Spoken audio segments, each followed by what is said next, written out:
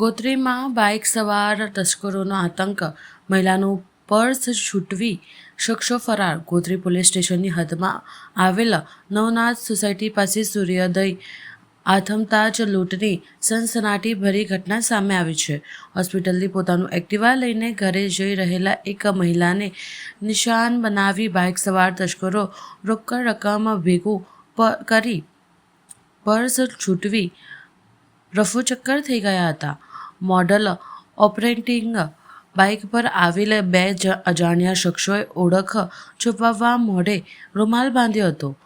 Activa પર જઈ રહેલ મહિલાના હાથમાંથી ચાલુ વાહને પર્સ લૂંટીને ચલાવવામાં આવી હતી.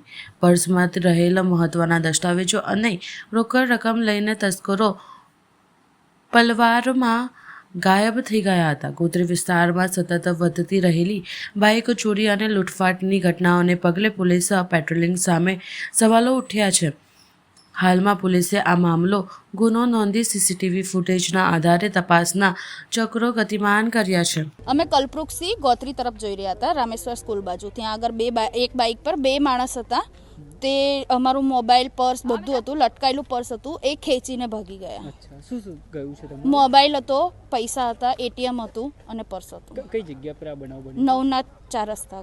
પોલીસને જાણ કરી? હા, જાણ કરી છે. પોલીસ આવી ગઈ છે ત્યાં. મુખ્યત્વે બાબત જ્યારે રાત્રિના સમયની આવતી, સાંજ સમયની આવતી હોય છે કે આ પ્રકારની ઘટનાઓ સામે આવે. હા, ત્યાં લાઇટ નથી, અંધારામાં જ આ થયું છે.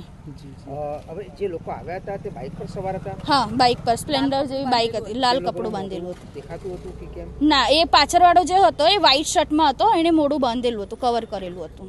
તમે પોલીસ સ્ટેશન, કયા પોલીસ સ્ટેશનમાં ફરિયાદ? ગોત્રી પોલીસ સ્ટેશનમાં. શું નામ છે આપનું? સોનલ.